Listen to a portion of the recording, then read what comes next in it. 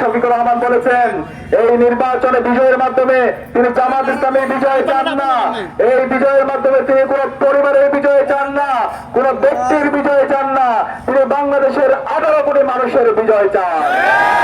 তাদের সমর্থন পেয়ে ডক্টর ফয়জুল হক বিজয় হয়ে আসার পরে তিনি আপনাদের শাসক হবেন না, তিনি আপনাদের সেবক হবেন ইনশাআল্লাহ। যে অধিকার গত 55 বছর ধরে এই ঝালকাঠিতে যে জুলুমতন্ত্র কায়েম হয়েছে, যে মাফিয়াতন্ত্র কায়েম হয়েছে, যে চাঁদাবাজি টেন্ডারবাজি সন্ত্রাসের রাজত্ব তৈরি হয়েছে, এই সকল সিন্ডিকেটকে আমরা ভেঙে দেবো ইনশাআল্লাহ। আমরা এমন নেতা চাই যারা তাদের কথা এবং কাজের মধ্যে মিল রেখেছে। গত ফেসিবাদী আমলে যারা সবসময় প্রতিবাদ প্রতিরোধ জারি রেখেছে, আমি বিশ্বাস করি বাংলাদেশের তরুণরা, ঝালকাঠির তরুণরা ইনসাফের পক্ষে প্রতিটি পাড়ায় পাড়ায় মহল্লায় মহল্লায় প্রতিটি বাড়িতে বাড়িতে ইনসাফের পক্ষে দাঁড়িপাল্লার পক্ষে তারা দাওয়াত পৌঁছে দিবে। আমরা কি পারবো ইনশাআল্লাহ?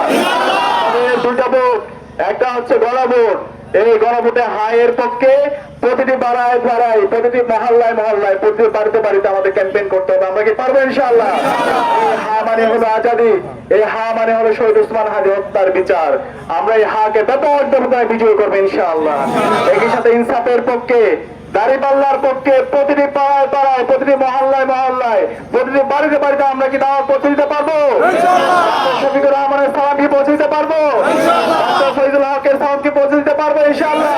দাঁড়িপাল্লার দাওয়াতকে পৌঁছে দিতে পারবো ইনশাআল্লাহ? ইনশাআল্লাহ। বাংলাদেশের তরুণরা সিদ্ধান্ত নিয়েছে, ঝালকাঠির তরুণরা সিদ্ধান্ত নিয়েছে, ইনশাআল্লাহ ইনসাফের প্রতিনিধি দাঁড়িপাল্লার কান্ডারি ডক্টর ফয়জুল হক আগামী 12 ফেব্রুয়ারি নির্বাচনে ব্যাপক ব্যবধানে বিজয় হবে ইনশাআল্লাহ।